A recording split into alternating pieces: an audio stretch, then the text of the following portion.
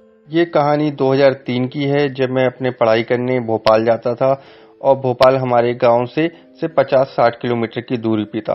तो मैं local train से सुबह बैठ जाया करता था और भोपाल से अप डाउन किया करता था। और रोज शाम को मैं अपने गांव ट्रेन से आ जाता था और बड़े ही आराम से अपने घर चले जाता था। ऐसे ही मैं रोज करता था। एक दिन मेरे को आने में थोड़ी देर हो गई। जब मैं स्टेशन के बाहर निकला तो स्टेशन पूरा खाली था। तो मैंने सोचा मैं पटरी के द्वारा अपने गांव चले जाता हूँ। मेरा घर 1.5 से 2 किलोमीटर था। तो मैं पटरी पटरी जाने लगा। तभी मुझे एक लड़की दिखाई दी जो पटरी पे अकेले जा रही थी। तब मैंने उसे जोर से आवाज लगाई, ओए रुको, कौन हो तुम? अकेले पटरी पे जाना सही नहीं है। फिर उसने मैंने बताया, चलो मैं आपको घर तक छोड़ देता हूँ। फिर उसने अपना नाम बताया, मेरा नाम आरती है। और ऐसे ही उसने अपने घर का रास्ता दिखाया कि मैं पटरी के इस वाले गांव में रहती हूँ।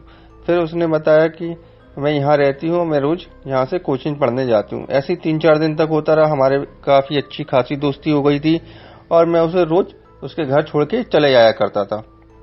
फिर एक दिन क्या हुआ, 3-4 दिन बीत गए, वो लड़की मुझे कहीं दिखाई नहीं दी। और मैं जब ट्रेन से आता था तो मैं उसका इंतजार करता था। मुझे कई दिनों तक दिखाई न देने के कारण मैं उसके गांव गया। और गांव में जाके मैंने पूछा, रामस्वरूप जी कहाँ रहते हैं? जो उस लड़की ने अपने पिता का एड्रेस बताया था। मैं रामस्वरूप जी के पास गया और मैंने बताया कि मुझे आरती से मिलना है। तो फिर उसके पिताजी ने दीवार पे इशारा करते हुए कहा, ये है आरती। मैं चौंक गया, ये इसकी फोटो क्यों टंगी है, उसमें माला क्यों टंगा है? तो उसने बताया, उनके पिताजी ने कहा, इस रेल दुर्घटना में इसकी जान चली गई थी। इसको 2 से 3 महीने हो चुके हैं। मेरे हाथ पांव फूल गए, मेरे हाथ पांव जाम से हो गए। मैंने अंकल से नमस्ते किया और वहां से फौरन निकल गया। और फिर